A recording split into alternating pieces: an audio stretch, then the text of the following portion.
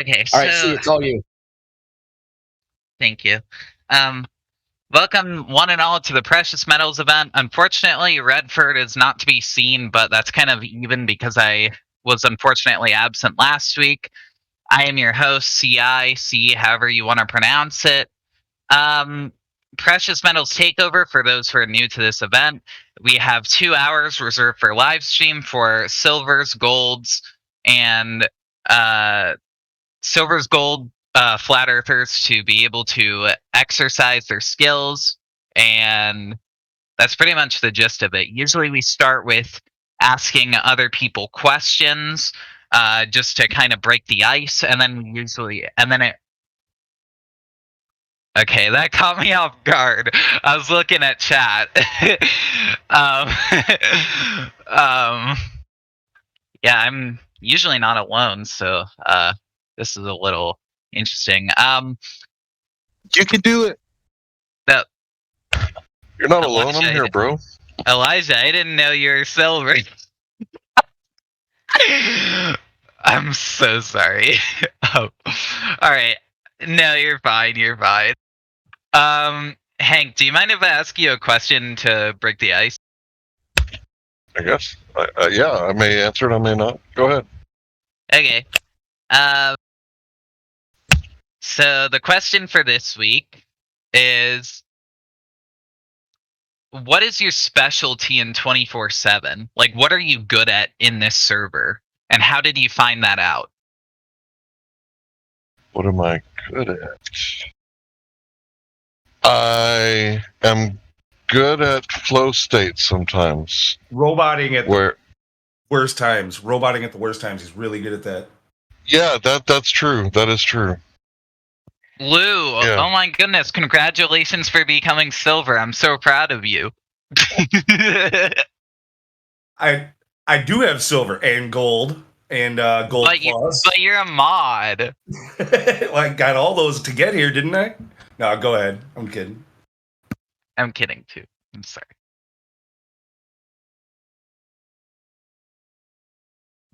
I mean, I think you're good at articulating things. I've heard you before in Cog Dis VC a few months ago. Like, you were really good down there when you used to go up there. Like, you're really good at articulating things for beginners, in my opinion. Yeah, I appreciate that. Sometimes things need to be translated. How do you get a rating? Hmm? How do you get a rating? Rating? Yeah, what color or gold, precious metal? Oh, What- to receive promotions, basically you just have to be active in the server, be a positive community member, and it takes time. You usually don't get it by asking. That goes for all promotions. So eat it. Who gives the promotion? I see. Hang on. What do you think you're good at this server? Like, what's your specialty? I mean, I think I know the answer, but I want to hear your perspective. I honestly don't know, but if I was to say what do I bring to the table for this server, I would probably say, my humor. But I don't know, my humor. Yeah, I would agree. Sometimes. No, bro, I would agree. You're definitely positive vibrations in my book. Well, I'm glad. Well, at least I'm a positive vibration. I mean, I think you're a hell of a musician too. What? No way, really? I mean, you got Collab Lab now, which means you're an effing musician. I'm like what? Oh, I'm like speechless. What?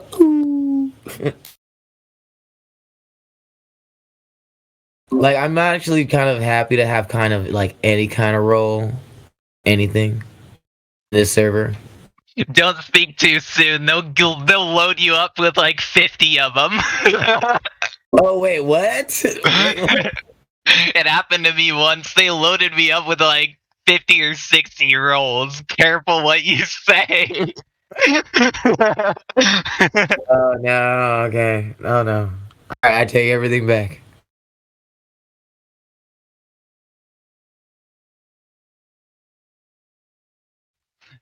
It's fine. I'm I'm kidding. just I yanking your chain. Yeah, I'm just kidding. What? I think I get along with 20, 50, I mean 50-year-olds just fine. I mean, to be honest, like, I don't know if you relate to this. People my age are usually like really stupid. So like I get along a lot better with people who are like a decade older than me. Yeah, I'm only 38, guys. That's a Yeah, decade older than me. Almost 2. Hey, how old are you? Yeah, I'm only 38. I kind of feel like I'm just on the other side of the hill. You can still see me, but I'm on the other side. I'm 33. What?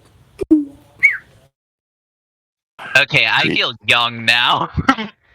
Are you on the other side of the curvature? So, all right. Yeah, it's Hank, just a hill, though. There is no curvature. so Hank is a refracted. I see Damn it. many hills, especially Hank Hill. Yeah, I might need to refract down to Cogdis now that I think about it. I do remember having fun in there. Cogdis is a blast. It's either the worst part of the server or the best part of the server. Just saying.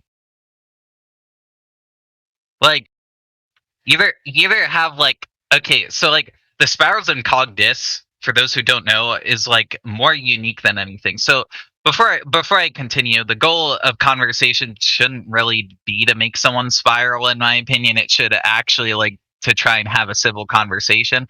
But sometimes people on the other side don't want that, so, and they spiral just because you're rationalizing our position. So basically, the Sparrows and Cogdis are either immediate or they take like a very slow build up, and it's like I feel horrible for saying this, but sometimes it's like really entertaining. Like the Sparrows and Cogdis are a lot different in live stream. Like I don't know, I feel bad saying that it's entertaining, but it kind of is. Yeah, that's all I gotta say. Hey, C, you should probably press Flying Scotsman. He'd be good for silvers and gold. Oh wait, who? Flying? Huh? Flying Oh, Scotsman. oh, I'm sorry. Listen, I've been up for like 13 hours already. I'm sorry. Okay, Flying Scotsman, welcome to the server. I see you have second chance. How are you? Hello, what's up? Yeah, I'm doing good, thanks. How are you? Doing great. I just finished a whole cup of coffee. What brings you here today? I'm just seeing it. I'm just interested in seeing all the evidence from the other side. Well, there's plenty of resources at the Yeah. bottom. If you scroll the way to the bottom, there's like a ton of resources. Yeah, like the light test on a frozen lake. That's quite interesting. Yeah.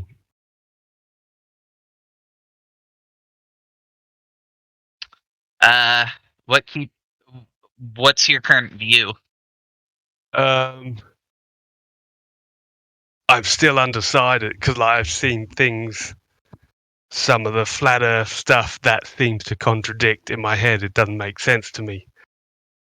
Well, and I'm not saying this as an insult. I'm saying this like just like objectively. No, I understand. Yeah. The terminology for that is called cognitive dissonance when you have two conflicting viewpoints. So it's definitely a process that's really difficult for anybody to experience, and some of the people here have also experienced it. No, I mean flat Earth evidence contradicting itself. Oh, Like Oh, what? like what? Like gradients and gas. Like, how does air pressure? Why is there less air pressure on Mount Everest than at sea level? And there's no container in between. What do you mean there's no container? Yeah, or saying like gas pressure can't exist without a container. And as a glober, our claim is that the air pressure and atmosphere pressure just gets less and less till it reaches the vacuum of space. That's our claim. And we can demonstrate that because the atmospheric pressure on Mount Everest is lower than at sea level. I just want to ask one thing, and then I'm going to shut up for the rest of the day. See, so I got this baby poodle, and judging by its growth rate, it should now have a 4-foot-long snout and 6-foot-long legs, judging by how it grew from when it was 6 months. So, does straight outward projection, is that reality? Yeah, no. Well, if we have never ever seen a dog before that group. Okay, well, you've never seen a vacuum next to air before. So thanks. Exactly. You're projecting out. You are projecting mathematically something that you can't experience. You're saying because the pressure gets lower, it goes to zero. Prove it. Yeah. So do you have any proof showing? No. You're the one making the claim that it's zero at the top. Prove it.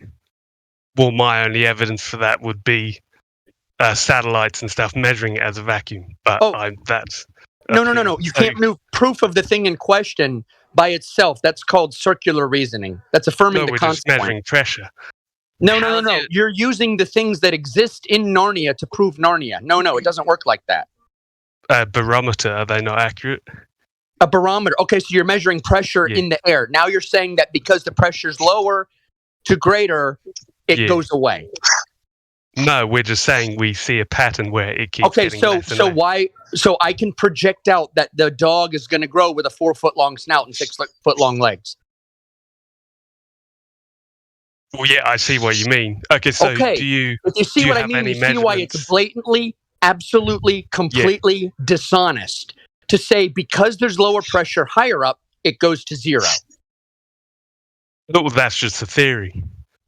Correct. Okay, so do you have any measurements of where the pressure seems to stop? I don't care about your theory. So your poodle, I care about empirical, provable reality. I am an atheist to your model, and you cannot prove it to me.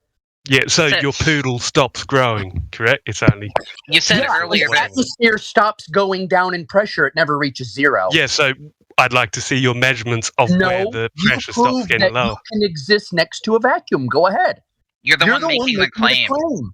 Yeah, so we could all find measurements. If I claimed that poodles kept growing, we could sit there and watch a poodle just grow and stop. Now, we can measure the average poodle. Goes down to zero, but you can never prove it. Why are we the ones that have to prove your claim? That's my question. Yes, well, okay, how would I prove it? If I could send a weather balloon up to like 100,000 foot, which is much higher than Mount Everest, and it will be even less pressure than Mount Everest. But here's the issue I have. You guys are forgetting a very important point. The gradient is the delta to pressure. You have to have pressure first. How do you get that pressure in the first place? Yeah, the pressure is caused by the same thing that caused the pencil to fall down. Whatever that is. How did you get the pressure to begin with? Who cares about the delta? You can't have the delta unless you have the pressure. So how do you get the pressure without the container?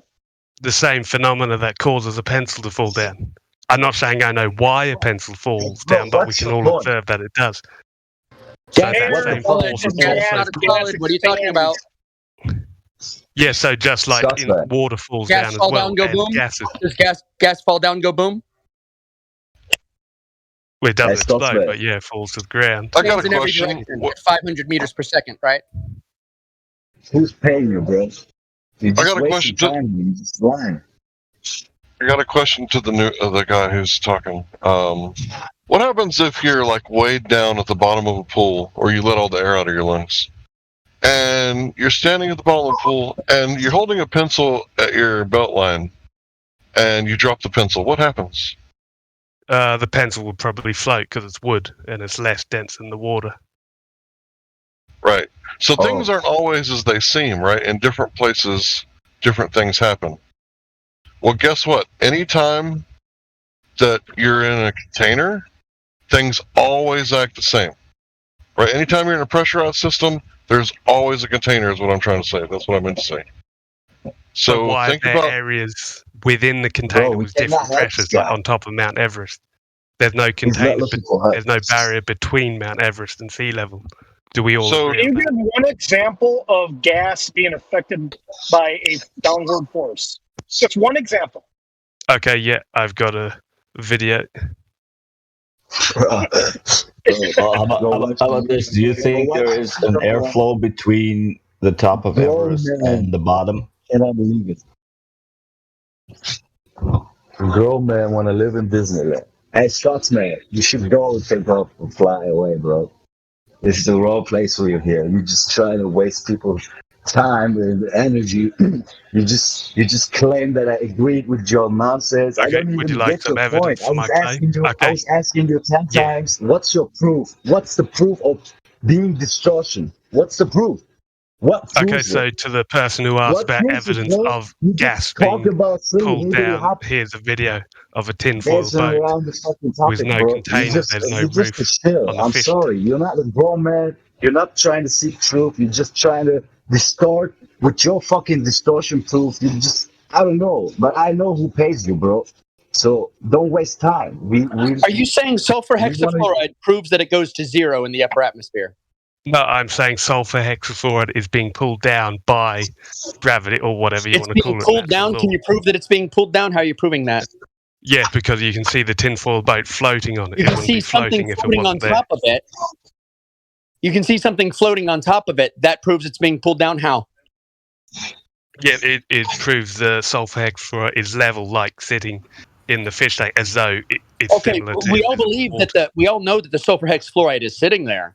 The question is, why is it there? Exactly, yeah, what is causing it all to stay tell within me. the It's your container claim. and Tell not me. go upwards? Now Yeah, I prove that believe there is a force pulling the sulfur hexafluoride down. Yeah, I believe it's the same force that I pulls didn't the ask what pencil you down. believe. You Said prove believe. it. So how would I prove a pencil falls down? Bro, hey, No, do you no. believe in Santa Claus? We're not asking you to prove that a pencil falls down. We're asking you to Talking prove about what gas. causes it to fall. Why I don't have any This is why proof. you got See, banned you're- before. It's an You're observation. either stupid or a liar, Flying Scotsman. Bro, Yeah, he's so it's a an liar. observation. He's So we not all a agree liar. that No. object can fall down at 9.8 meters a second squared. that's the That's effect. not What's true. the That's cause? average. What's the Where did I cause? claim I knew the cause? I'm only saying You said I gravity. believe You the said you same know why phenomena. it falls down You said because of the gravity's- force of gravity. That's the force You of said gravity's pulling it down. Okay, I'm claiming. Okay, here's my claim. My claim is that the same force, whatever it is, pulling a pencil down, That's your claim. is the Force. exact Prove a same force. force Prove a force. pulling the sulfur Prove a hexafluoride force. down. Prove the force. Pick up a pencil, let go, and tell me what That's direction not it goes. affirming the proof of a consequence. force. It's a formal logical fallacy. Okay, Please so what prove is the force. causing the pencil to go That's down? Yeah, we're asking you formal that. logical That's what we're asking you. fallacy. That's Brian. exactly what Okay, we I never want. claimed. I never claimed I knew what. Okay, You here's my said only there is claim. a force. That is a claim. Prove there is a force. Sorry, did I use the wrong word as force? Should I use a different word? No, you used force. You Prove used the force force. because Yeah, that's yeah, what but you I mean, meant. I didn't mean that word. I Use don't know force. exactly what it means. Yeah, That's you what did. you're meant to say because that's Well, what yes, you're I trying believe to gravity say. is a real force, Okay, why does pulling the a pencil pencil fall then? down towards the ground. In your opinion, Not why talking about does the Star Wars. pencil fall? Hey, in your opinion, why does the pencil fall? I believe that mass attracts mass. The mass of the whole Earth is attracting the pencil. Prove and the that. That's been pencil is obsolete for attracting the Earth. centuries. What's your evidence of that? I don't know What- how to prove mass affects mass. I've never done Well, then, experiments. so it's just. Then why just do you so cite That's it? just my theory. But does it matter why a pencil falls down if we all agree that it does? Yeah. My issue is that you said our evidence contradicts itself, but everything you cited, you don't even know is true. Here's the thing. It's just an idea. Let's go back to what you just said, right? You said if we know that a pencil falls down, that's all that matters, right? Is that what you just said? That's all that matters. Okay, yeah, so my claim is the same force, whatever it is, pulling the pencil down, also pulls the atmosphere down and pulls the sulfur hexafluoride in the fish tank. But mass doesn't That's my attract claim. mass because not everything goes down. Helium in a balloon goes upward. Yes, so I have a evidence of that in... Okay, so do you see this GIF? I'll post this GIF. Okay, do you see what's happening in this car with the helium balloon? Let's check it out. Yes. What are you manipulating in that? What are you manipulating in that? The acceleration of the car is being No. manipulated. What is the only thing you're able to manipulate in that little experiment? What is the air in the car? The air. Thank you. The medium. The medium the that the medium, balloon is in. You have removed the density of the medium around the balloon. Thank you. That means The air that pressure in the the car is independent roughly the variable same which you as have provided for us is the medium, which means the cause of the balloon falling is density. That is what you just proved with that GIF. But you said that there's Okay, less, here's my claim. You said there's less gas pressure at the top of Mount Everest, right? Yes. Okay. How'd that gas get up there if gravity's pulling it down? Because How there's did so that much gas get gas, up it can resist gravity. Just like the pencil is on top of a shelf above the floor because the shelf is providing its support like a cushion of air. Why is there water on the surface at the top of the pool? Because it's sitting on all the other Demonstrate water below it. gas falling down. Just one There's other example. gas below it. Gas Hold up, you got goes one. expands in all directions. You know absolutely nothing about gas law. Then gas law states that gases will expand in all directions to fill all available space. It doesn't go down. Yeah, they're like pushing on each other and stuff because they're moving fast or whatever. Well, you need to show an example of gas falling. Yeah, so I've done that in the experiment with sulfur hexafluoride didn't. in the fish tank. It's okay. did So what not. part of it doesn't show the sulfur going down? Come back It's sitting in the fish tank. Come back an hour later. Can I That ask- gas will be gone. What because kind of experiment entropy- would you want to see? Good question. Yeah. Can I just ask a question real fast? So you said You're breaking up really bad, dude. You're roboting. Never mind. Type it in the chat or something. Yeah. Okay, what kind of experiment would prove or disprove that gas can be extracted downward from gravity or whatever? I would say if you put a balloon in a vacuum chamber and take out the air from around it, and if it falls, that would be a perfect experiment. Oh, you gave that to us. Thank I agree. you. Yeah, I agree. It would. Yes, I agree. It would fall. So, Honestly, for the okay, sake so of argument, if pretend that we have a balloon strong pops- balloon that won't burst. What is If the that balloon independent pops variable in in the- that experiment? It's in a vacuum. No. Oh yeah, Show us that's the the vacuum independent in variable is, and that's a manipulation of what? The medium. Medium. Thank you. What you manipulate is your cause. You Well, yes, I agree with you. container. I completely agree with you. A helium balloon would go down in a vacuum and up if both are next to Earth. I completely agree with you. Okay, pop that balloon. What does the helium do? It expands in all directions. Okay. Why doesn't I would it say, fall down? actually, yes, it would fall down. It would There's expand nothing and else. fall down. Oh, so you're saying that if you pop that helium balloon in The a gas, helium would settle in a at the layer vacuum, on the bottom of the floor. That's my claim. demonstrate that. So you're Okay. telling me Yeah, I'll have me to that entropy will not increase. The gas will actually fall down and pull at the bottom of the vacuum. It depends how That's about much the most gas it is. insane thing I've heard. It depends how much gas it is. No, that Yeah, just violates as demonstrated That's perfectly incorrect. by You're the not sulfur familiar with hexafluoride Boyle's in the gas law fishing or boat. the ideal gas law, are you? Yeah, in No, a I'm vacuum not. chamber, any gas you release is going to equally fill it at every point. Does Boyle If you believe pop a the Earth is balloon, round? it fills it equally. If you pop a helium balloon or a vacuum chamber, the gas fills it equally. It reaches equalization throughout the entire thing. Does Boyle believe the Earth is round? Doesn't really matter. Yeah, That's so a red herring. what he says about gas, if you distrust him on other stuff, why using other things, what he says, to back up your claim? Hold on for a second. We can't get away from this. You actually claimed that helium will pool at the bottom of a vacuum? Yes, that's my claim. You're serious about that? But it depends how much helium. There would be a pressure gradient. Helium is helium. It's a gas. Entropy will increase. It weighs heavier than a vacuum. Yes, there would still be helium particles at the top of the chamber, but there'd be more at the bottom. Demonstrate gas pooling. Do it. Yeah, for you to say this is just insane. Okay, What? so in the text chat, here is gas pooling at the bottom of the fish tank with no container. There's no roof on the fish tank, so there's no container between the gas and the air. Helium. Yeah, so you could hold that fish tank upside down. The helium would pool at the top. Okay, here's the problem. You come back an hour later, that gas will not be there. Entropy will increase, and eventually that gas will expand and disperse.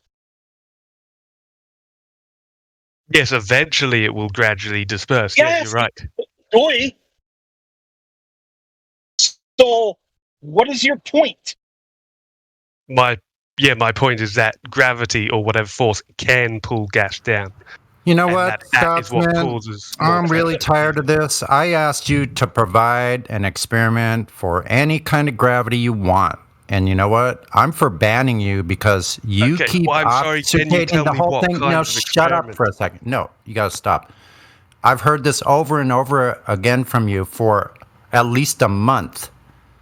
I asked you to provide backing verification for your so-called gravity. I don't care which gravity you use, but you need to be pressed to give us the actual experiment that validates whatever gravity you want. It has to include an independent control variable. Yeah, okay. If you don't provide that, if you don't provide that, I am absolutely done with you if you don't provide that. Oh, do you agree? Wait, because you keep claiming it, Scotsman. As an observation. I'm not saying I know why things fall down. I have a theory that mass attracts mass, but that could be wrong. But the observation that the pencil falls down is still true. It's Without the scientific method. Listen. So, Precious Metals is an event I am hosting, okay? So, also, Hank, you can go in a second. I'm sorry. I just want to say you're welcome to be here, but people are asking you for a demonstration. So okay, well, yeah, I'm sorry, showing a video of okay, the least you can do is not talk over people. If you continue to talk over us, we're not going to allow you on this program. We're not going to allow you on live stream. Please stop talking over. Please stop talking over us. All I'm trying to say is you're welcome to be here. Just please don't talk over us.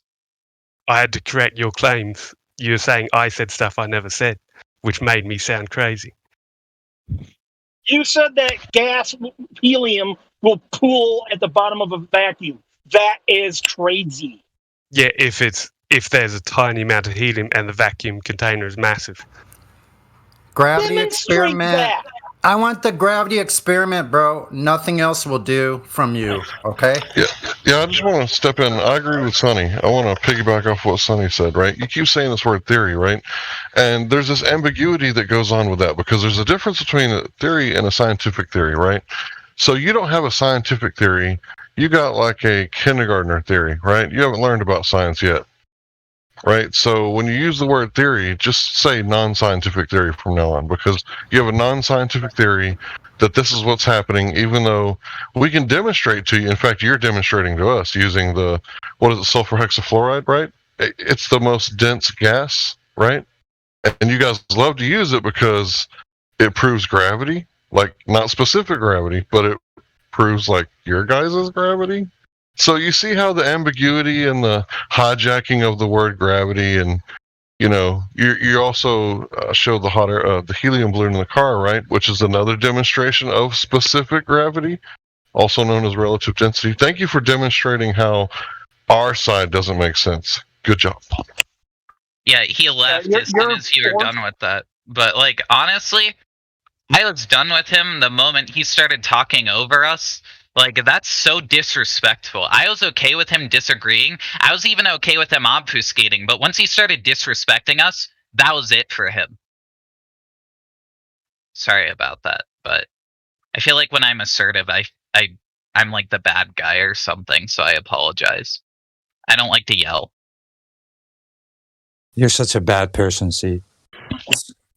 It's good to be started every now and then. See, don't apologize. No, C. You did You're good. okay. Like, I was You done with didn't it do when he- anything when he wrong. entered Don't the room. apologize.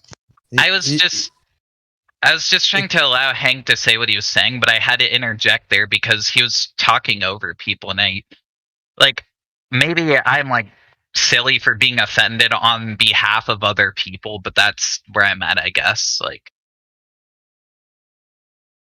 Well, we have I just more get so people in the upset room. when I just get so mad with stupid people. I think that's my biggest problem is I let stupid people piss me off too much. Yeah, you said it perfectly. You let, or you allow, or you suffer them to. Right? That's on you, bro. If someone steals your lunch money, maybe they was hungry, bro. You ain't gotta like knock their teeth out. Right? You allowed this person to perturb you. You caught it, bro. Good job.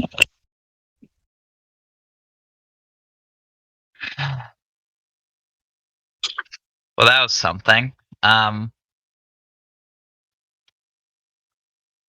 Matthew, are you here?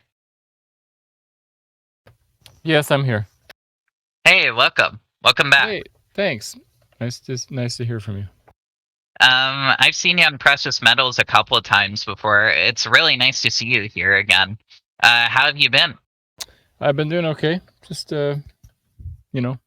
normal summer week. How about you? Kind of tired. I could answer your question you started with. What do I bring to the 24/7 server? And I would say, oh yeah, sure. My goal is to bring a well described version of what the Globers say to this server, so that I can accurately portray what most Globers say. That's what I'm trying to do anyway. Hey, that's fair enough. I can respect that if that's what you're honestly trying to do. Right? Because that's what needs to be done. Right? So who's the flat earther over there that's doing it? Isn't Jeremy always over there? Like, there's a lot of people in there, right? Over where? On the other server you're talking about? Yeah, I try not to talk about the other servers. Yeah, I'm not there much, so I don't know.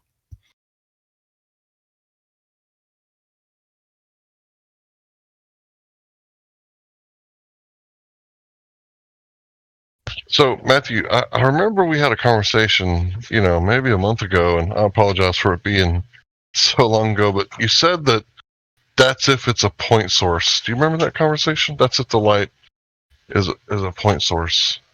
So you know that doesn't exist, right? Yeah, we're talking in reality, about there's the no sun or something. I don't remember the Yeah. details. And the eclipses. Yeah. Well, the thing is that the thing is that there's the point doesn't even exist in math, does it? Yeah, a point source is just a theoretical concept. I don't think it exists in reality. No. Right. So the was an argument that that's what would do if it was really this. That's me saying if Care Bears were real. Sorry, Hank. You're roboting. Right. Yeah, try again. I heard about half of that. Yeah, you're roboting a little bit. Yeah, I said so. Hypothetically, that's how it would work if it was a point source, right? That's what you said. Well, that's like saying hypothetically, if Care Bears were real, you could kick them like a field goal, right? I mean, it doesn't really defeat the argument. So yeah, I don't think the sun is a point source. I don't know Yeah, nobody was saying that it is a point source, right?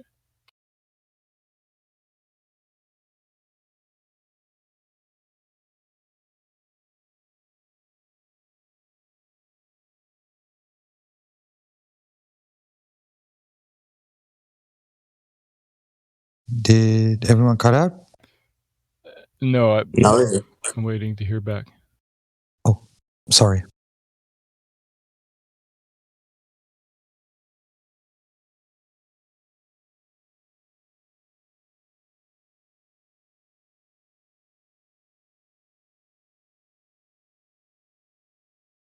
I sincerely apologize. No, you're fine. You can't control your internet. Don't worry. Under 5G on.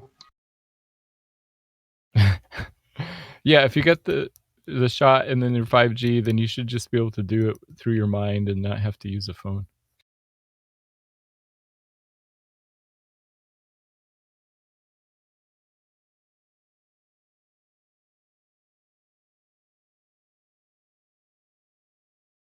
Honestly, I'm welcome for the change of pace. Like I know like high level debate is interesting, but it's not high level when the other person is, I guess, speaking. That's really the I know I've said this before, but that's really the only thing I had an issue with personally.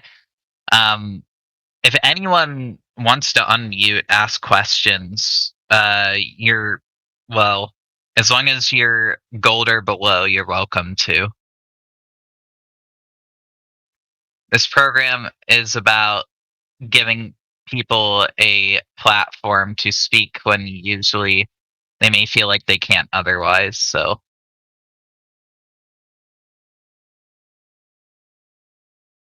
maybe that's poorly articulated. Kangaroo, did you have any questions? If you don't want to unmute, that's fine, by the way. Just because I call on you.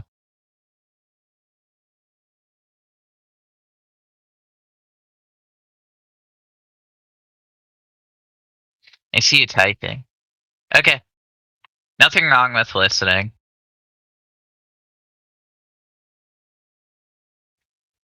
There's nothing wrong with having the opposing viewpoint either. As long as people don't interrupt. Altus, did I see you unmute? I am muting him. Oh, okay. Welcome to the server.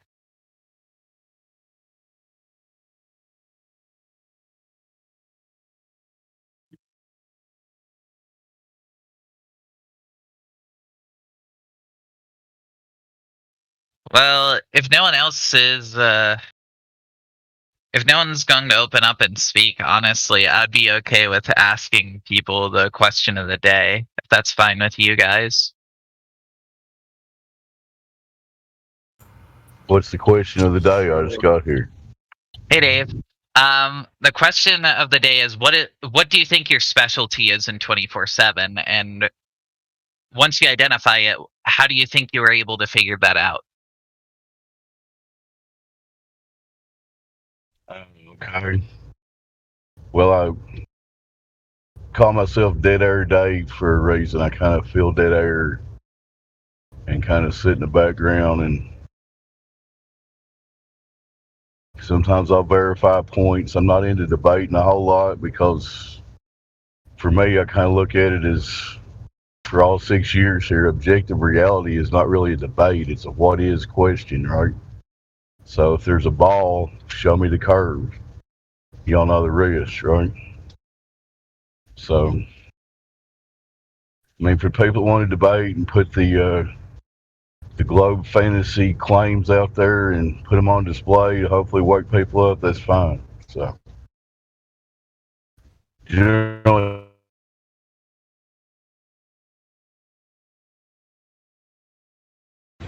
The earth is flat. Who's flat? The earth is flat. The earth is flat. Oh, yeah. I kind of stay in the background and contribute when I can. I get give you shorter answers. Did I robot out? I roboted. No, you're here. Okay. Yeah, sorry. No, you did robot out for a minute there. That's why I played that 10-second clip real quick, but you're back. Okay. Well, I'll shut up. I have shitty internet just like Hank. I mean, I've got a new headset and a new phone. I've got the 5G pumping through my veins, and I still can't get a connection. But anyway, like I was saying, go ahead. Should you clear your cache and update your app? Okay. Update your Discord. What's this deal with 5G? What exactly is wrong with 5G? I don't know if we're allowed to talk about it on live stream. Anything any of us say It's be included in my cell phone anyway. plan, and it's faster internet. That's the deal. It's included with my bill. Yeah. Anything any of us say, we don't really know what we're talking about anyway. So what's the point? Scrat. You just need to do some research about the military application. It is a military application, so you need to look into that.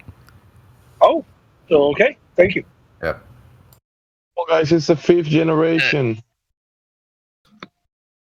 We have to stick to the server subject in most cases because otherwise we'll get flagged with, quote, misinformation, unquote, which is basically just viewpoints that Discord disagrees with, so it's unfortunate.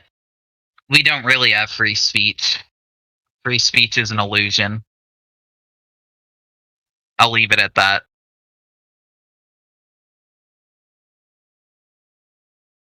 So do we have any spinning oblate paroid dwellers on here right now? Besides Matthew, he already talked, right? I mean, personally, I have no problems with Matthew. He's been civil every time I've talked with him. I'm not saying anything bad about Matthew because he already said something. I'm see if there's any new people. Yeah. What about Owen? Anybody talk to Owen? They don't have voice verified yet.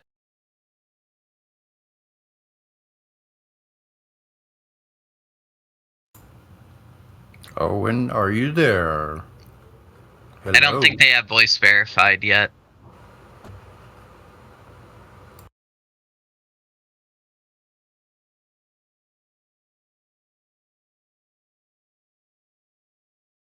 Isn't it funny how, like, anything that's true is considered disinformation, and then all this actual disinformation just gets a free pass? Yeah. It's extremely... No, it's not funny. Kind of the ultimate irony. Gemsy, congratulations on silver. I'm proud of you. Thank you. He asked if it was funny. I said it's not funny. I got silver because he's Mexican, right, Jim? It's not funny. It's actually funny, like ha ha ha ha ha ha ha ha. It's laughable, but it's not funny. I getcha. Kind of like being nice, huh, Jamsey? Sure. Don't be nice. Don't be so nice. Sure. Sonny. What do you think your specialty is on 24/7, and how did you come across this information, or how did you perfect your specialty? Are you talking to me? Your name's Sonny. Of course I am. Okay, you cut out for a second. Oh, I'm sorry. I was afraid you were gonna ask that. What am I good at? Hell, I don't know, man. Like, okay, I'll just try to be objective as I can. I'm good at taking factual data or arguments, logical arguments, right? I can take people's arguments and I can use my own style and my own personality and take ownership and do it my own way, just like I do with music. I can take somebody's piece of music that they've written, I can listen to it and I can play it, then I can change it to my own liking. Like, yeah, I know that sounds like a very subjective kind of thing, but as far as factual information. I can take the facts. I'm learning how to verbalize the argument better. I mean, I'm not perfect at it, but I think the skill I have is I kind of feel like I'm a little bit like like in life in general, I'm kind of a jack of all trades. It doesn't mean I know everything about everything. I know a lot of different things. There are some things that I'm not an expert. Yeah, that I'm not an expert at. But there are other things like what I'm good at. Look, I was a machinist in the Navy, so like I am good with measurements, and geometry is something I've always like used in that trade, so I know it very well. Like, so as far as like what a measurement is in contrast to what a calculation is, like that's what I'm good at. I'm good at that. If I had 2 words to describe you, I would say you're adaptable and you're confident. If I had words to describe you, I would say you're pretty bitching at the guitar. Thanks a lot. I appreciate it. I never really had peer support, so I appreciate that. Yeah, I was going to say you're a decent guitar player. I think what was that, Hank Hill? You're breaking up. Yeah, go again, Hank. I was going to say you were a decent guitar player. Decent. I heard that. Thank you. Yeah, decent guitar player. Yeah, he's good. More than just decent. I think music is a really great way to share information. Also comedy. I think I try to use humor a lot. Sometimes I get a little too serious, but humor is a really good way of communicating, ideas and thoughts, because it kind of breaks down that we all have these like barriers, right? We all kind of have this resistance to change, right? And I think humor is a good way to kind of break through that, and then we kind of go, oh wow, we're both human, like that was funny. And then information can be transferred or transmitted. Well, honestly, thank you for your response. How do you think you figured this out? Like, what led you to the conclusion that you are adaptable and a jack of all trades? Well, I know I've been adaptable in my life. Like there was times when I didn't feel like I was adapting very well and I had serious consequences. But when I use my inner intuition and access the knowledge that I actually do have, then I found out what a treasure trove. Like I've done so many different things in my life. I've had many, many different experiences with, like, for instance, the environment, like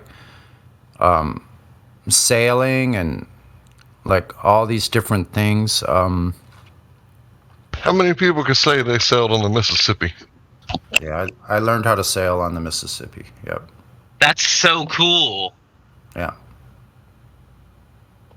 I've only been on cruise ships. I've never been on like a fishing boat or like a sailboat. How is it?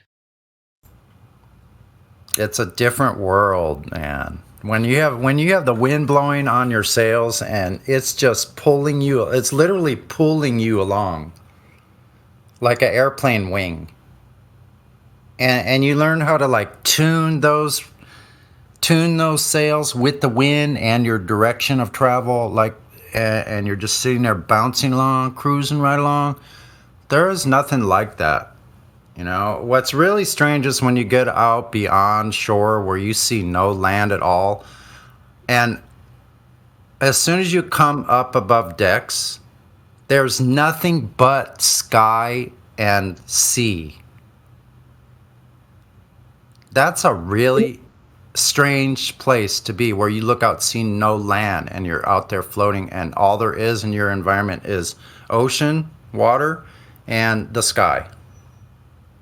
I got a question about that. Sailing. I was sold one time, told something and it doesn't make any sense to me.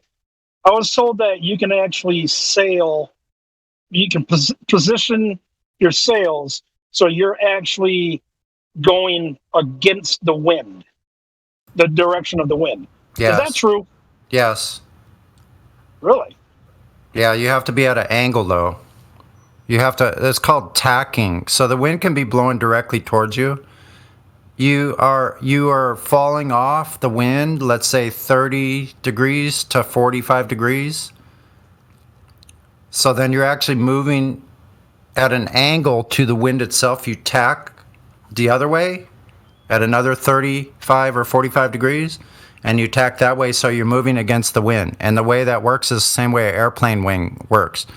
You have a lower air pressure on the curved edge and a higher pressure on the not curved edge. So it's actually called lift. So a sail is actually pulling you in the direction of the low pressure, which is the curved side of the sail. Now, I've seen sailboats that have wings, that has a wing standing vertical on catamarans. And those are the fat. So that's why they call it lift in aeronautics, is because of what they learned in sailing. Interesting. Yep. It's lift. Mm-hmm. So, did your experience with sailing allow you to reach the conclusion of the truth, essentially, and come to the server? No, the thing is, like, I never caught on, which I'm really quite embarrassed about. That's okay. Personally, you know, that I didn't see this stuff after sailing over thousands and thousands of miles. Yeah, think about that, Sonny. You spend how much time on all that flat water and just didn't see it? Yeah, I sailed 6,000 miles.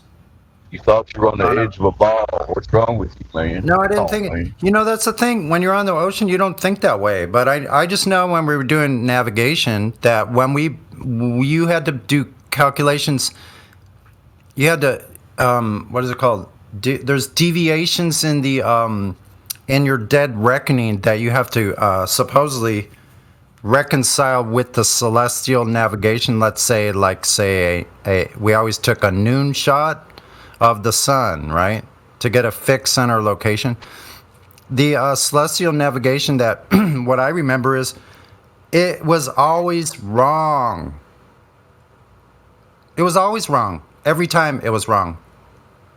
And it was wrong not just a little, it was wrong like 60 miles wrong.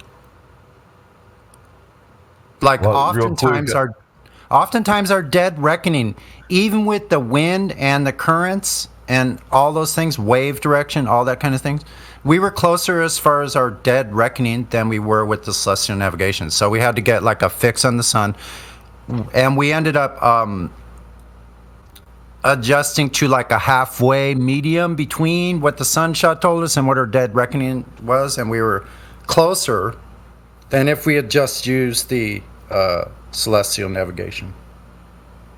We almost sailed too far south. Actually, we saw the coast of Colombia, and we were shooting for Panama. We overshot it. So when you had those discrepancies, you were below the equator. Is that what you're saying? Because that makes sense. No, only about right at the equator. Just maybe, yeah. I was below the equator too, but not by very much. But mostly north. That's the part where the longitude's getting wider, but they allegedly it's going the same distance, you know. But anyway.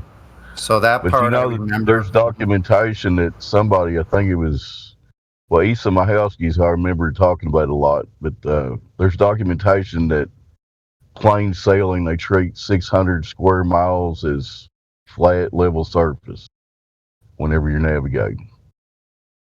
And there's documentation for that. Yeah. Go ahead, Sonny. The charts are all flat, rectangular coordinates.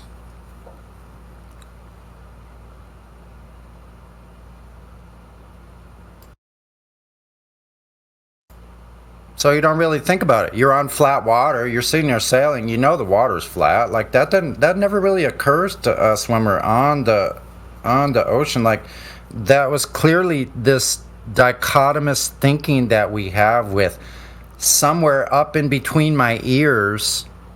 I'm believing. Well, me, you know what? I was always really skeptical of any authority. So I think I had that going for me from the very beginning at an early age. And I used to beat myself up because I was so rebellious against authority. I was like pissed. I'm like, I don't understand what you're freaking trying to tell me. I know I'm not dumb, but you make no sense. I don't trust any of you. And that actually, in this area we're in now, has served me well. Really has. Never trusted them from the beginning. But yeah, we have this idea we're on a spinning ball in space. It was like only in the imagination, but when I was there on the ocean doing real things, you just assume what it is you're looking at is what it is. Horizontal horizon. It's like almost the two shall never meet. Like those two ideas. One is only in my imagination, and the other is actually empirically the real place where we exist on the surface. So yeah. And there's millions of sailors out there that think similar experiences that think they're on a ball right now. It's crazy, ain't it? Yep. Well, you got all them pilots who think they're actually flying over a ball. No, they're just Sonny, like. do you guys fish? Do you guys fish often and eat fish from the sea? Yeah. All the time. Yummy. Mm-hmm. I would like to announce that it is halftime of the Precious Metals Takeover event. Thank you guys for listening so far. We have one more hour. I'd also like to politely remind people that if you are above the rank of gold, I politely ask you to please not unmute. It was a question for the gold member.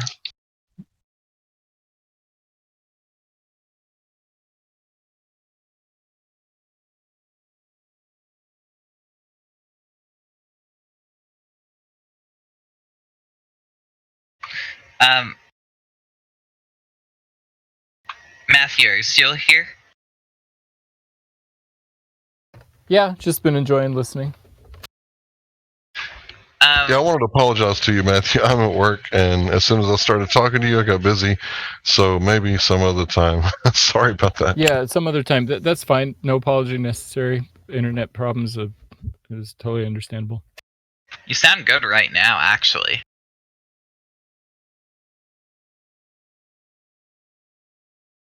Right, so I don't know if you heard what I said, but you make an argument about a hypothetical thing that doesn't even exist in math. It's just theoretical concepts in mathematics. Is like me making an argument that, well, if you kick a Care Bear hard enough, like he'll never fall down because gravity doesn't work. And theoretically, they're so light and fluffy, right? It doesn't make sense, right? Yeah, that make what you said sounds right. I mean, I don't remember what we were talking about with the point source or whatever. The point source, right? Yeah. We were talking about how is the light traveling at 90 degrees or is it deviating from that almost perfect straight shot? Because what does light normally do if it's not passing through a multitude of media or different media? It goes straight, right? Yeah.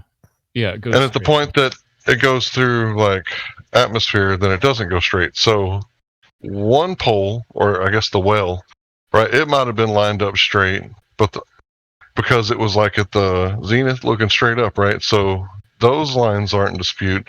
It's the other lines. How do we know that over there, right, when the sun hit at an angle, I don't know how many miles away, I can't remember, from the Eratosthenes thing, that the light, what if it wasn't traveling at 90 degrees? Because what we see with the diagram with the solar eclipse is that light is not traveling at 90 degrees when it interferes with the moon, or it goes around the moon like passing a car in the left lane. I don't know how it could do that. Because light doesn't normally take those kind of courses where it goes around things and then right. It usually goes straight. So is the light traveling straight at 90 degrees, or is it deviating? In the globe model, the light from the sun is traveling almost parallel, but not exactly parallel. So it's close, I guess I would say. Well, I know that I can't make a shadow smaller on the wall, right, than my actual hand. I mean, I guess I could engulf so much of the room with light, right, if I had like a gigantic spotlight that I could, right? But the problem with that is that that's not what we observe. What we observe is a tiny little light in the sky, barely bigger than your thumbnail, right? Isn't that what we observe? Yeah, that's right.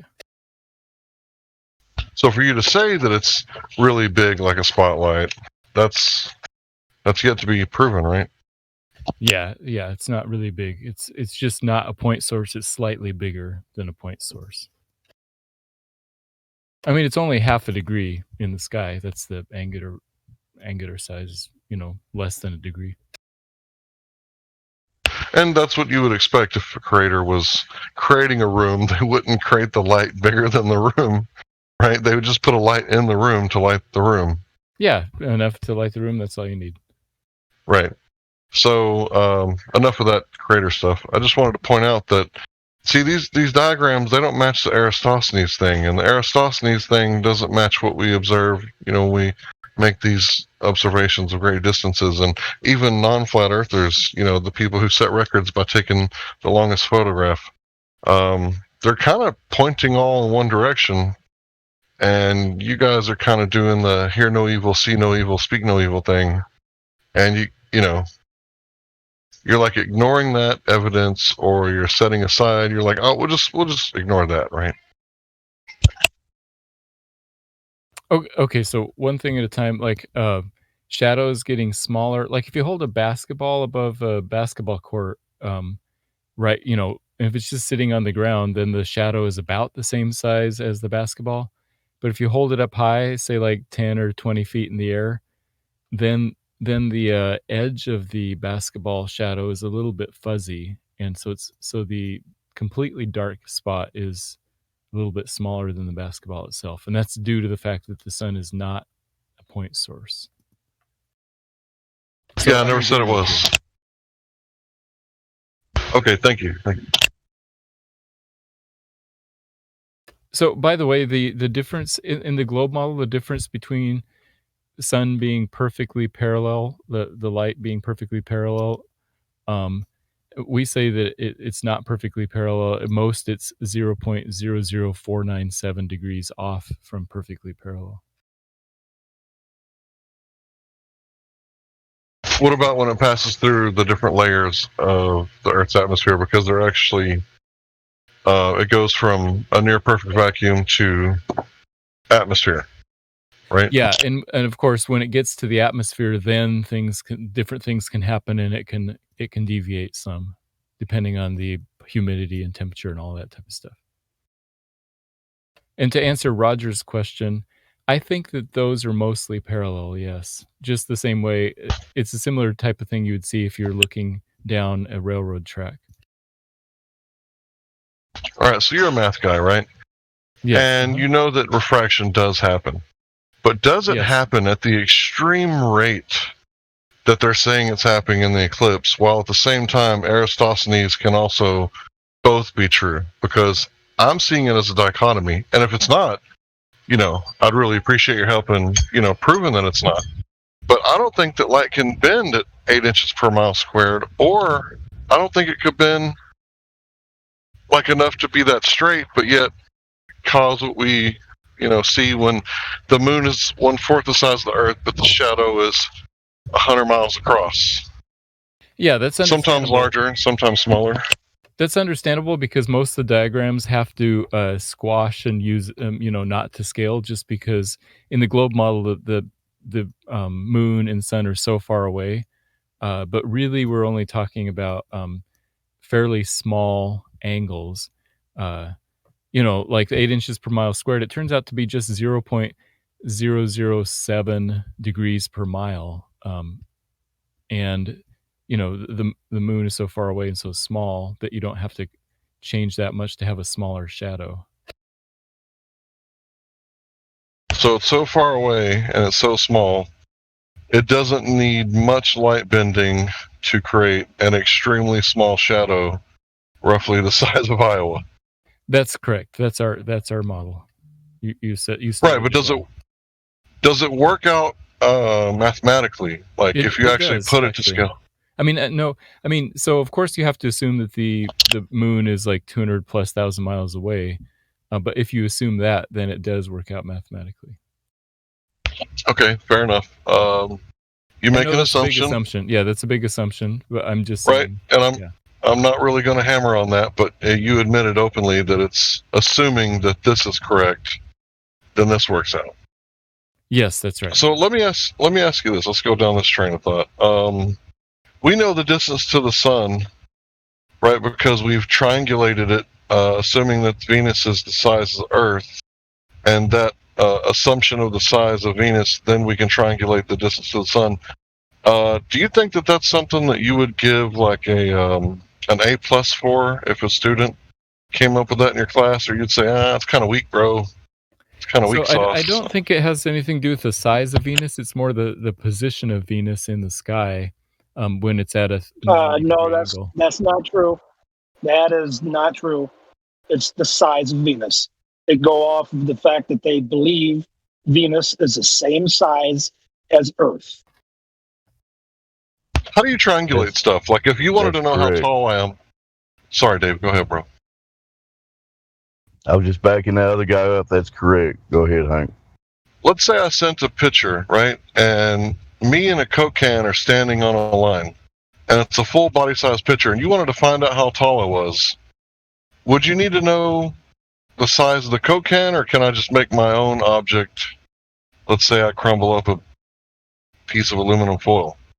Or do you actually need an actual Coke can because it has known dimensions and you can, with Photoshop or other techniques, stack those known dimensions and estimate my height? You need a Coke can, right? Yeah, you'd need to know all the distances involved. Or, I mean, the size of the Coke can, you're right. Right. So just scrap aluminum down there is not going to help you out. No. Well, Venus is the scrap aluminum, and you're trying to measure the distance to the sun. Okay, so... And this is accepted... Hold on, I'm sorry. I'm not quite done yet. And this is accepted, like, in your community. Like, you can use these assumptions to calculate more assumptions, and this is accepted. But when we try to say, hey, you see them oil rigs over there? The horizon's behind it. You see that? Yeah, I see that. Well, that's what's going on, right? And you guys are like, no, that's not what's going on. So you can accept one thing but not the other, even though you can actually see it and it all makes sense. But you reject one thing and not another. Isn't that like confirmation bias causing you to like cherry pick? Yeah, I can see how it looks that way. I don't know much about the triangulation of the Venus thing, so I can't comment on that. It's okay. Right. Just if you take my word for it that that's what they're doing. Sure, fair enough. I can take your word for that. I can look it up later too. I don't know. So yeah, I think it depends. There's a difference between measuring, assuming something, and then using something to prove. So I think that the Venus thing is probably they're assuming that the sun is far away and just trying to figure out how far. They're not using it to prove the heliocentric model. Does that make sense? Right. They're not using it to prove the heliocentric model. They're ad hoc theorizing to patch it up and sew it back together to make it cohesive with unproven heliocentric model. Would you say that's fair? I would characterize it slightly differently, but yeah. Well, go ahead. Let's come to a medium. Let's rope that out. Sure. How would you characterize it? I would say that there is an assumption that the sun is far away, and historically they probably didn't know how far away. You get all these different numbers throughout history, and then they were trying different ways to measure that distance. But in all of those cases, they were using those assumptions and doing those measurements to try and figure out a number, not using it to try to bolster their belief that the sun actually is far away. It wasn't a proof, but it was a measurement, and they just tried the best they could. So let me get this straight. The assumptions that they kept were all in favor of the model, and the assumptions, like I'm assuming it's not that far away and not that big, they rejected those, right? Yeah. They had an assumption that the sun is a certain size and a certain distance, but they didn't know exactly. Yeah. And when flat earthers came around in 2015 and we said, hey, by God, we can see too far. And you guys were like, well, that assumption doesn't really fit in. Well, it's not an assumption. But that observation doesn't fit into our model, so we're going to reject that. So again, confirmation bias, right? Yeah, exactly. So it didn't fit into our model, so we rejected those observations and looked for different explanations, and then found refraction. You didn't find refraction. We the flat earthers found refraction as an explanation. Right. Let me tell you what actually happened, because I was there. You guys were saying there was a geometric horizon that boats go over, right? You've been saying it for I don't know how many hundreds of years, right? And we were like, nah, bro, it's optical. It's due to refraction, right? It's the weather conditions. There's many things that, can cause this phenomenon of, Earth curve or, stuff being blocked like the bottom of Chicago, right? And up until the Black Swan came out, all the ballers agreed that, no, that's the geometric Earth curve. We're saying, why can we see Chicago? We shouldn't be able to see Chicago. Well, you can't see the city streets. That's because the Earth curve. And then after the Black Swan, you guys were like, well, the reason that you're seeing too far, the reason, the actual argument is that the horizon is not where it's supposed to be, is because of refraction. And we're like, finally, you guys get it. It's not that that was the only thing that you had left. It was the truth. Like, you finally came to the truth, and that's all we're trying to get people to do, is to realize that they can trust their senses. Most of the time. Most of the people know this. They drive and trust their senses. They drive. They operate vehicles. I'm a motorcyclist. You know how, dependent I have to be on my senses to survive? Because everybody's on their cell phones. Can't see you, but at the same time trying to kill you. But I digress. I just wanted to point that out, that it's confirmation bias, ad hoc patching, and the rejection of reality. Thanks very much, Matthew.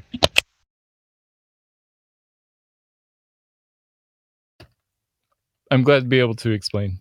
Thanks. Great expose, both of you, honestly. Well done on the globe position, Matthew. I congratulate you. Yeah, that's true, Matthew. You do hang in there. I don't understand how you do it. I mean, we must be kind of hard to deal with. No, it's okay. From your point of view. So in general, I think it's good for people to expose themselves to viewpoints that are outside of their comfort zone. So that's why I like hanging out here. And I think, people should talk to people of the other political party. People should talk to people with other religious beliefs. The more you expose yourself, the more you can understand your own ideas and your own beliefs, and the smarter you are. I have to say, here. I agree with you on that wholeheartedly. Yes. We have a kangaroo in here that needs a second chance. Sorry, go ahead. Sorry, is it Matthew? That's a Glober? Yes. No, I wouldn't really call him a Glober. I would say that he's a globe believer. He's not your typical globetard. Okay. Do you, how am I going to say this? Do you know of any example, other than the begging the question fallacy of Earth spin, do you know of any example where somebody can spin in a circle at high speed and not feel it? Yes, if you get on a merry-go-round and tell somebody, and then blindfold yourself, and then tell somebody, hey, let's spin this merry-go-round once every 2 hours and see if I can tell. No, I said at high speed. If it's really high speed on a small radius, then you would definitely feel it. But we feel. No, we're not talking about. I'm not talking about angular momentum. I'm talking about tangential speed. Actually, a miles per hour speed. Yeah, so we'd have to come up with the exact numbers to see what numbers we're talking about. But human beings feel acceleration, not speed. I'm sorry, say that one more time. I didn't catch that. We're designed to feel change in momentum or acceleration rather than just raw speed. If you're just traveling along in a straight line, you wouldn't feel it. You feel a change in speed. So again, my question is, do you know how can people spin in a circle at high speed and not know it? Because when you go in a circle, you're constantly changing direction, therefore constantly accelerating. That's true, but the acceleration is not that much. You're spinning at 1,000 miles an hour at the equator. That's not much. That's a lot, but the change is not that much. The maximum is 3.405 miles per hour change every 60 seconds or so. Well, yeah, I think it comes up. I think I did a calculation. I don't know. I'm not really a mathematician, but I think it comes out to you're curving the equivalent of 6.5 feet every second. And you wouldn't feel that, Matthew? Really? Wait, 6.5 feet every second? You definitely feel that. Well, that's what at 1,000 miles an hour. You said 3 miles per second. 3 miles per second. Wait, say that again. Where did the 6 come from? No. I'm not sure. Yeah, those numbers are not correct. Honestly, the spin of 1,000 miles per hour is basically 15. It's 4.8 football fields per second. Yeah, that's in one direction. We're talking about how much it changes per minute. What do you mean in one direction? No, you're not going in one direction. It changes constantly. The vector is changing constantly, so that is something that your vestibular system would pick up. Okay, so at the equator, the change in speed works out to be 2.898 miles per hour change every minute. So you're changing less than 3 miles an hour, less than 3 miles per hour. You're slowing down. How are you getting that? That doesn't make any sense. How are you getting that? So listen, what you're saying is that it would be like me riding my bike. How many miles did you say now? 6 miles? Is that what you said? No, I'm talking about speeds. I'm not talking about any distances. Difference in change. How much difference? Okay, so it's like you're going 1,040 miles per hour, and then you slow down to 1,037 over the space of a minute. And the question is, would you feel that? 3 miles per hour in a minute. Yeah, I would feel it. That would be like me riding my bike 3 miles in a minute. No, it's a change in speed. I'm not talking about distances. A change in speed, yeah, from 0 to 3. Why are you changing like the me speed? riding 3 miles in a minute. I wouldn't feel myself riding 3 miles in a minute? Are you freaking kidding me? Like, really? That's ludicrous. It is ludicrous, and that's not what I'm saying. And plus, you're also curving. Okay, so I'm saying that at the equator you're traveling 1,040 miles per hour, and I'm also admitting yes, there is some change in momentum, but I'm saying that change in momentum is fairly small, and the change in momentum turns out to be about 3 miles an hour change every minute. Change in momentum. No, I don't know how you're getting that, but Mathematics. I'm getting that with at mathematics. at that speed.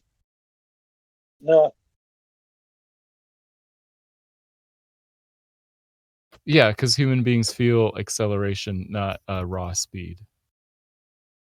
How far do you travel? And how far do you travel per second at 1,000 miles an hour? Pretty far. I don't know. Like a couple miles, maybe. Does anybody know? 0.27. Oh, sorry, what? If it's 1,000 miles an hour, that's 0.27 miles a second.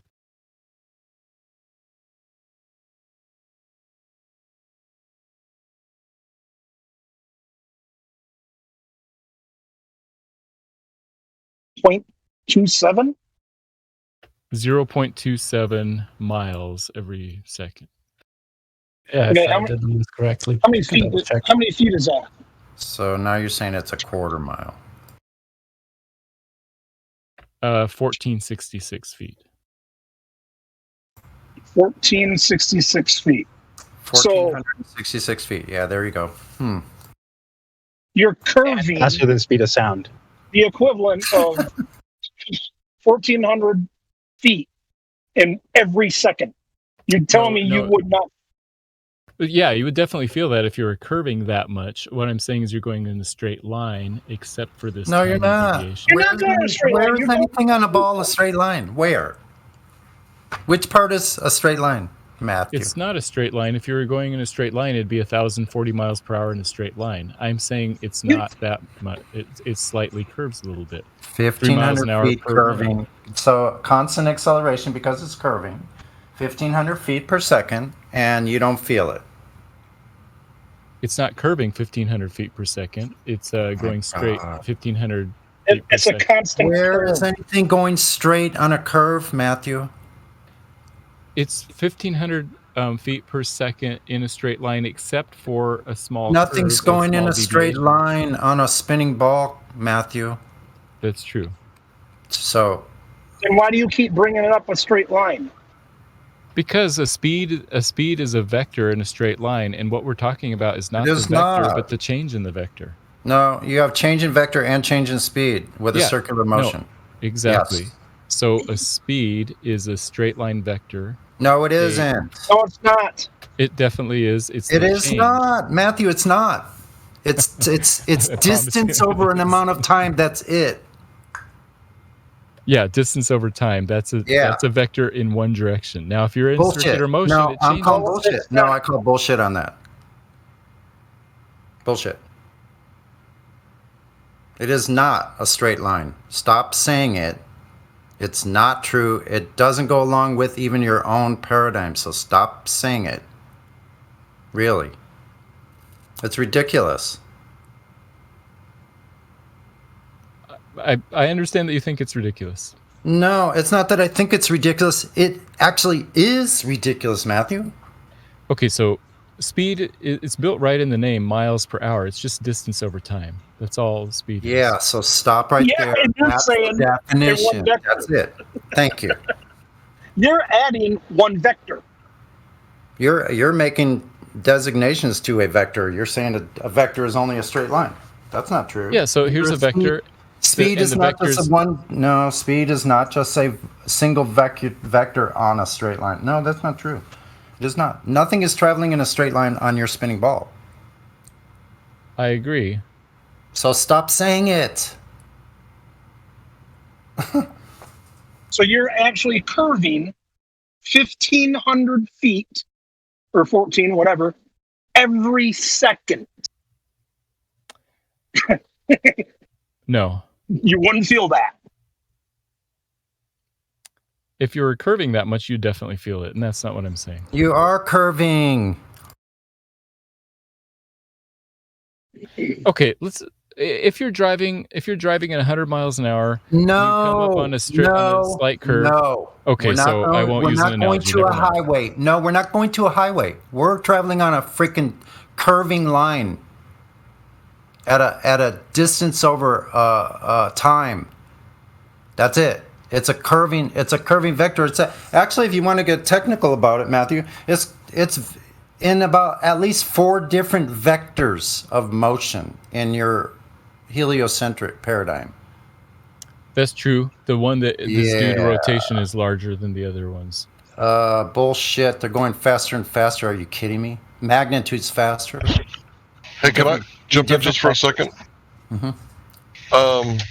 When those cross, when those vectors cross, there's multiple ones, right?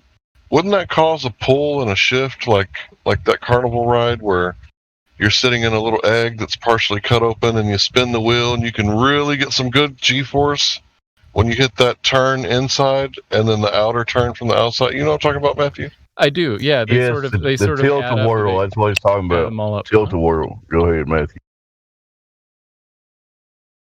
Yeah, all of those different accelerations will sort of add up. They kind of converge, kind of like a rogue wave when 2 waves become 1 wave. You know what I'm That's talking right. about? Yes. So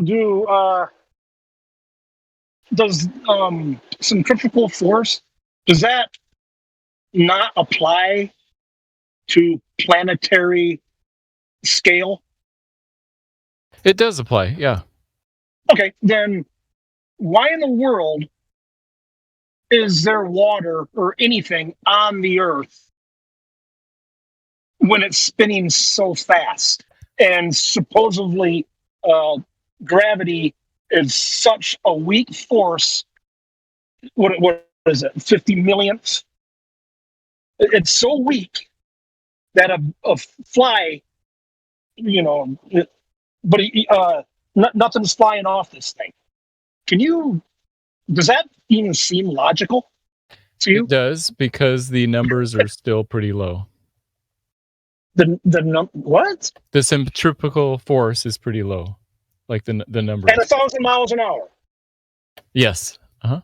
Because it's not the speed; it's the acceleration. It's due to the RPMs and the radius.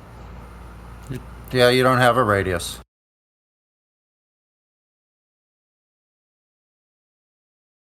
I do have a radius. If we're trying to figure out the centripetal force due to How did you get the supposed radius? ball. How did you get your radius? I thought we were talking about. I thought you just said if there was a ball, it would the water would fly off. Well, yeah. Okay, so I'm saying if there is a ball of a certain radius, then the water doesn't fly off. That's what I'm saying. So what's keeping it on? Then? Yeah. The weight of the water. The weight of the water towards what? Towards the center of the Earth. Oh, so another fairy tale that you haven't proven. Okay.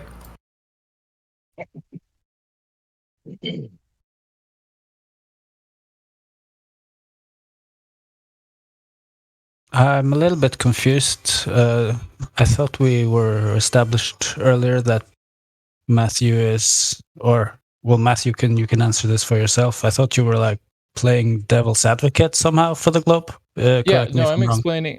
Everything I'm saying is what the Globers say. I'm trying to accurately describe what how the Globers explain all of these things. Okay, So I appreciate that. I appreciate that, guys. That's what we want. That's what we want, right, guys? Yeah, we want them to make the correct arguments. Because he's not doing the tactics thing right now. And that's what this channel and this server wants. We don't want the tactics. We just want the honest conversation. So please continue.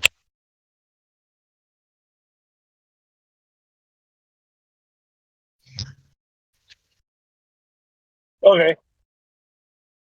It's stated that, like a drone or a plane, it's going along, still spinning with the Earth. Okay, now my question is, when a hot air balloon goes up, and it supposedly It's got its momentum. What's making it curve with the spin of the Earth? I'll give you, it's maintaining its momentum, its actual momentum. What's making it curve and curve with the Earth? Yeah, that's a good question. And I guess your answer real quick, and it's just 2 words: Velcro atmosphere. Go ahead, Matthew. I'm sorry, could you say that again? I didn't hear what you said. 2 words: Velcro atmosphere. Go ahead. Velcro atmosphere, yeah. No, probably. I mean, basically, it goes with the atmosphere and the wind forces and the buoyancy of the balloon in the air, and all those types of forces are larger than any supposed Coriolis force or any kind of acceleration due to rotation. So basically, you would expect a hot air balloon to just go with the air, and the air sort of goes with the ground underneath it. That How is it speeding up? Because it's now spinning in a wider circumference. Oh, yeah, the the energy- circumference is not that much difference. I mean, but it's still different. Therefore, you would have to go faster to maintain where you are, or above the area of Earth. Where's that energy coming from? yes, you're right, but the difference is only like 1 mile an hour or something. And so, But it is a difference. It is a difference, and probably the wind would overcome that. So I don't know. But I'm still lost as I didn't understand how it can curve. What's making it curve? First of all, it doesn't have to curve that much, and then second, the wind, and its weight makes it curve. Okay, doesn't have to curve that much, but it's still curving, right? Slightly, sure, yeah. Okay, so what is making it curve? What is the force that's changing its direction? Its weight. Its weight. If it's weight, how is it getting off the ground to begin with? Well, so yeah, it's floating in the air, but it still has weight. It's just the forces are balanced, the buoyant force versus the weight, and then there's wind and all these things. And we're only talking about like a couple mile an hour difference over the space of, time. And so it's still a difference, though, right? Yeah, but I love how you negate the fact that it's doing it just because it's so slight. Okay, so it's so minimal, so let's just pretend it doesn't happen. Okay, so here are some numbers. At the equator, at sea level, the rotation is 1,040.404. If you go all the way up to flight level, like 36,000 feet, where most planes are, that goes from 1,040.4 all the way up to 1,042.1. So that's less than 2 miles an hour at 36,000 feet. And so if it's just a hot air balloon, it's going to be, I don't know, 0.2 of a mile an hour difference? Like, I don't know if you would even notice the difference if it didn't. What you're describing there, just real fast, what you're describing there almost sounds like the relationship you would expect between the water and the tank, right? Because that sounds more like a tank situation rather than, imagine if you could put a spinning water ball in a tank, or just a spinning ball in the tank, excuse me. And I think you would see, no matter how long you spun the ball, there's going to be quite a bit of friction between the water and the ball, or whatever medium you put inside the ball, or inside the tank that has the ball spinning. Which scenario does what you're describing fit? The first scenario or the second one? I'm not 100% sure I understand your scenarios, but the analogy I would use is like if you got a basketball wet and then all the water dripped off, but it's still kind of wet, and then you slowly spin the basketball, the water kind of sticks to the outside of the basketball. That feels like a better analogy for what we say Nope. So what you're saying in the atmosphere, you're saying it's barely moving, just slightly different speed up there. It's almost negligible, right? That's what you would expect in a fish tank, Yeah. right? You'd expect, little tiny currents that are almost negligible, Yeah, exactly. right? If you had like a spinning water ball and you put that in a giant fish tank and you filled that fish tank up with like atmosphere and you spun the ball really slow for a really long time, there's still going to be a great deal of friction between the rotating sphere and the medium that it's in. You're not going to get that same kind of negligible difference in airspeed. Yeah, I see what you're saying. So please continue. So we Globers would say that the Earth and its atmosphere together are spinning in the medium of space, the second law of thermodynamics violation. And so there is no friction between the Earth atmosphere system and the rest of space. It just keeps going because there's no friction there. So there's no deviation. So it's like a. Sorry, go ahead. So there's no deviation. I'm sorry. So there's no deviation then, right?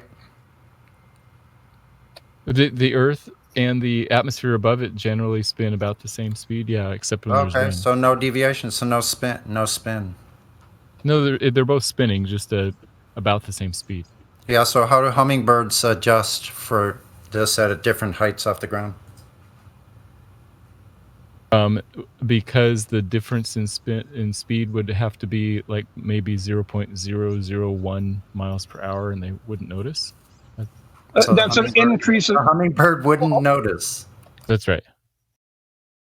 Okay, so that's an increase in speed, correct? From 0 to 0.001 miles per hour, yeah. Okay, where's the energy coming from? From the with the wind and all the other stuff, you wouldn't even notice that there isn't any energy. No. I'm not talking about notice. It's an increase in speed, correct? I'd have to look at the numbers. Okay, yes. okay, hold on for a second. I see what you're saying. I see what you're saying. I'm not sure how to answer it. Maybe because you can't. Unless you violate the first law of thermodynamics.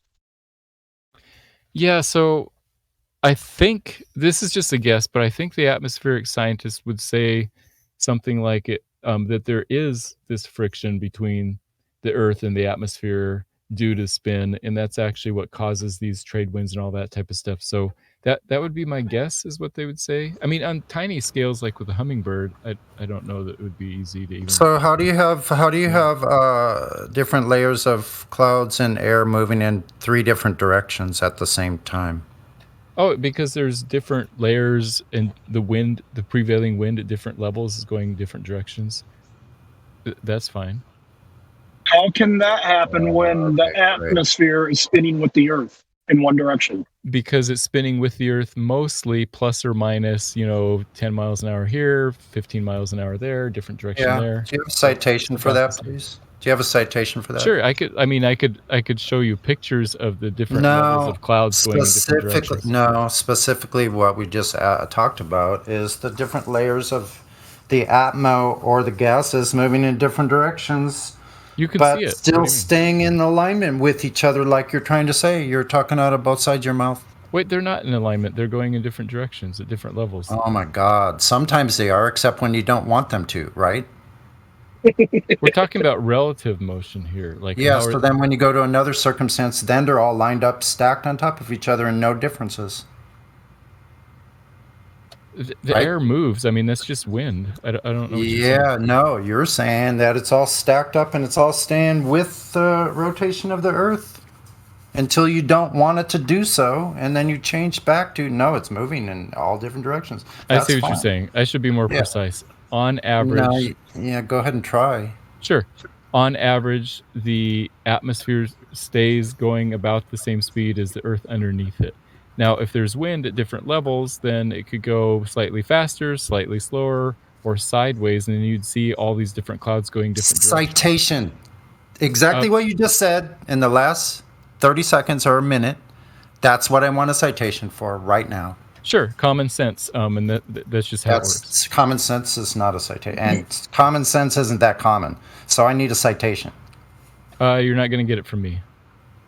Then why are you talking about stuff that you have no verification for? Some things are so simple that common sense. Oh, okay. So now it's an appeal to simplicity fallacy. Okay. Well, so common sense. Yeah. No, I understand there's something different between trying to prove is, something. I'm not trying to prove things. I'm just explaining what I think is happening. Yeah, because you can't prove anything. Yeah, you have no basis or foundation for anything you said. But okay, continue on.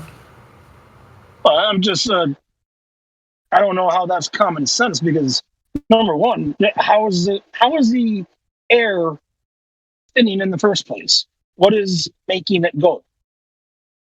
Momentum now, how it started in the first place, that's a separate question. I don't know. But friction, momentum, those are good reasons. Yeah, you don't have any reasons. How do you even... You don't even listen. You don't even have a good hearsay, actually. You're only going off the top of your head with all of this. So I don't know how you can say that you're saying what the typical Glober or what the correct Glober stance is because they all do the same thing as you. And they come to the same conclusions, right? They make up a train of thought that has no foundation in reality whatsoever and connect the dots however you choose from moment to moment depending on the situation. You can go opposite to what you said before. You could go back with it again and switch back and forth on and off, literally back and forth from one fallacy to another. That's all you have. The best you have is hearsay. Wait, I misunderstood. How is that not exactly what the bowlers do? Because he's repeating their narrative. Because they do it in He's repeating their narrative, guys. Yeah. I know. How else can you not repeat their narrative and not commit a fallacy? Yeah, exactly. Try to read between the lines. I know. No, it's okay. Yeah. It's because this all is supporting us in Flat Earth because this expose of these tactics is what's being displayed here, and everybody that's here and everybody listening hears it for what it is. Okay, I got just a little bit something change. Okay, you say that we revolve around the sun, correct? That's correct. Okay. Do you know that Orion, particularly Orion's belt, well, all of Orion can be seen at night for many hours at a time for over 8 months out of the year? Yes, How is that possible if for you got the sun and you have the earth, put it on the left-hand side. You have Orion to the left of the earth. 6 months later, the earth is on the other side of the sun. The sun is now between Earth and Orion. How will you be able to see Orion when it's on the equator?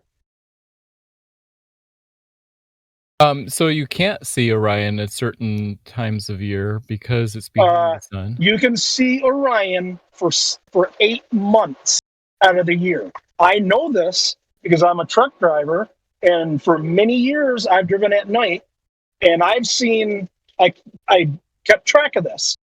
I can see Orion in August. And actually, August is when I first started looking for it. But I can see Orion in August, and I see it every night, all the way up past March. How is that possible when the sun should be between it, between the Earth and Orion? It's not possible when the sun is between Earth and Orion. Okay. Well, you say that we go around the sun. So 6 months. So 6 months later, well, okay, you got the Earth. You have the Earth on in between the sun and Orion. 6 months later, the sun is between them. But yet you can see Orion for 8 months straight, over 8 months. I think you're talking about like the sun that they show in the textbooks. Their actual sun is 93 million miles away, and it's kind of small because it's so far away, but it's really big. That's what they say. Yeah. Well, I'm just- so it's the answer would be that we can only not see Orion when Orion is exactly behind the sun. If it's slightly off, a little bit to the left or a little bit to the right, then you could see Orion in the morning or in the evening. But you can only see Orion at midnight for a couple months of the year. Okay, okay, hold on. No, you can see Orion. I have seen Orion every night, unless it's cloudy, obviously, for over 8 months straight in a row. Okay? How is that possible when the sun is in between it 6 months later from the same time? Okay, when the Earth is between the sun and Orion, 6 months later, the sun is now in between them, and you can still see Orion. Okay? And you can see it for over 8 months out of the year. All in a row. Okay? How is that possible with the sun in between them? Okay, so it's not possible when the sun is directly between them. Ooh. Okay, but that only So it's not happens for possible. like that But only here's happens the for a problem. couple weeks, right? For a So month. the Okay, here's the problem, though. The No. impossible only happens. Sorry. You say it's not possible, then here's the problem. It is possible.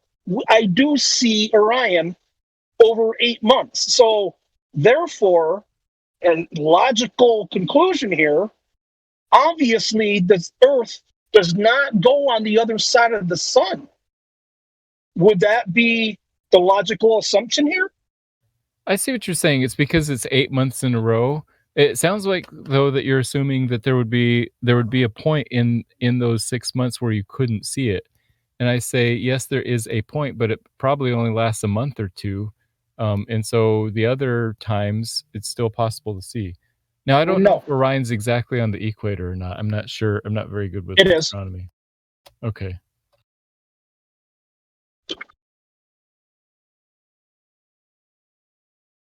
Yeah, so it's possible in our model. It's hard for me to explain without like diagrams and stuff, but it nothing about what you've said violates what we're saying, in my view. Okay. But not only is the sun in the way, you're also facing the opposite direction for 6 months of the year. So nighttime is the opposite direction. So you're not even looking in the direction of Orion, yet you're seeing Orion. Doesn't matter how big the sun is or where it is. You're facing the opposite way. It's retarded. It doesn't make any sense. Yeah, at nighttime you see 180 degrees. Like in a dark night, you look up, you could see, 180 degrees. But yeah, you're right. 6 months later, it's at midnight. It's not going to be straight above you. It's going to be somewhere else. Okay, now here's your diagram. You got a piece of paper? Or you can do it in your head. Yes. Draw the sun right in the middle. Got it. Draw the Earth to the left. And then Orion to the left of that. At nighttime, got it. You are looking to the left at Orion. Yes. Uh-huh. Okay. 6 months later, put Earth to the right of the sun, and nighttime, you are looking to the right. Yes. How are you going to see Orion? In that situation, you won't. Now, add to your diagram where you draw the Earth above the sun and then the Earth below the sun, and at nighttime, you're looking away from the sun, like the bottom one.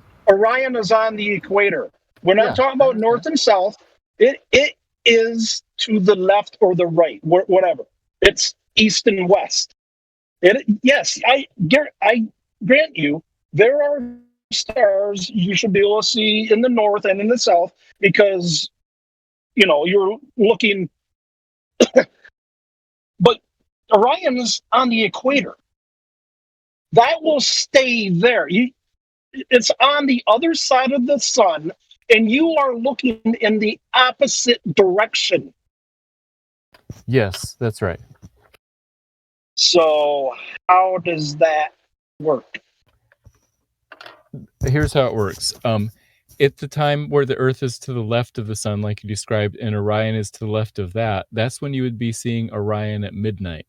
And so you are correct that exactly 6 months later, on the Earth, if at midnight you look straight up, you're looking away from Orion and you wouldn't see it. Now, my claim would be go back to where the Earth is on the left and go plus 3 months and go minus 3 months. And plus 3 months, you can look in Orion at midnight isn't straight up, but instead it's, over near the horizon or something at sunrise or sunset or, the morning. Is that early true? Morning or night. And same thing. Is that true, though? Or are you just making it up? That it's at the horizon? You can actually tell time. If you know the constellations well enough and you know what month it is, you can actually go outside in the middle of the night and see where Orion is and tell what time it is based on that. But is that true that it's at the horizon? Or have you just guessed that? Let's just clear this up. If it's true, that's fine. But I'm just asking you now, have you just made it up or is it true? No, I know somebody who can do this. We were on a camping trip and he was like, okay, here's how you tell. He used different. This is a red herring. No, this is a red herring. This is a red herring. I want to know how, if Orion is on the left side of the sun and you're on the right side of the sun looking to the right, how are you going to see something to the left on the other side of the sun? You aren't. But I do see it 8 months out of the year. Yeah, and that one time, the one explanation when Earth is to the right, that's part of the time where you won't see it. And that's only 6 months later. Exactly. It's only 6 months later. Right, but I can see it for 8 months. Yeah, because you can go, when Orion is on the left and the Earth is to the left, you can go plus 4 months and you can go minus 4 months and still see it. So that's 8 months right there. I'm sorry, say that again? I drew your diagram. So I have here the sun in the middle and then Earth to the left and then Orion even farther to the left. And so at midnight, you can see Orion at night. Now, if you go plus 5 months or if you go minus 5 months from that point, you can still see Orion. So there's 8 or 10 months where you can still see Orion. So Orion's moving. No, I don't think you're quite understanding what's happening here. Okay, it doesn't matter what month it is. You can have. Wow, I'm honestly don't understand how you can't see this. I think I understand what you're saying, but I'm trying to explain why it still works. So you're just making crap up. No. And ignoring logic. Yeah, he is. He does it all the time. This goes on for months and months, years, literally scratch. It's because it's true. This is the way we describe it. The reason I'm saying this is true. This is really how it works, and our system is internally. Yeah, you haven't proven anything. You haven't proven. I'm not trying to prove anything. I'm just trying to show that our system works. You hear that, ladies and gentlemen? He's not here to prove anything. It's okay. Hold on. Let me. Right there, it works, right? But it's based on assumption. Your foundation is a lot of assumptions, right? I would rather have a foundation of facts, right, and it just be in a big messy pile, right? And I could like stand on that big messy pile, right? But it's not a castle built on a faulty foundation, because I could take that raw material and I could know what's good, what's right, the facts, and not have to worry about, you know, the just so stories, the false causes, right? Yeah. Okay. And I'm sorry, I'm getting frustrated. It sounds like you're human, right? Is being said here is, hey, according to your system, it doesn't work out. And my answer is, you're misunderstanding our system. It does work. I admit that I'm not using this to prove that the heliocentric model is right. I'm just saying it works in my system. It's not going to prove anything to you. I admit that. It works if you ignore reality. Okay, yeah, how do you define work? It's internal consistency within the model. Is the within the right, like the cosmological constant everyone crisis. jumps forever, right? Even though we don't have a model. Wait, Sonny, wait, because I don't have too much time. Does the model rely on natural law? Yes or no? Yeah, the model relies on lots of different laws sort of working together. Okay, so those natural laws, when they're in direct contradiction with the model, implies directly that it can't be internally consistent. That's true. If there's a inconsistency, then the model would be false. Right. So we've already shown you that, and everyone else that, time and time again. So the fact that the model relies on natural law yet defies natural law means that it's not internally consistent. So the fact that you now conceded that, any inconsistencies. No, we've already shown that, and I don't need to repeat myself. No, that's true. The reason I said this is so that when you continue to make the statement that it's internally consistent, you're actually fibbing to yourself and to everyone else. I promise you it's internally consistent. Because the model is reliant on natural law, and the model defies natural law. So therefore, it can never be internally consistent. I don't hope everyone heard that, because it's very, very clear. Thank you. Good night. And you're right. That is true. What you said is true, but I think that it doesn't. It's not internally inconsistent. It's not going against natural law. Before we continue,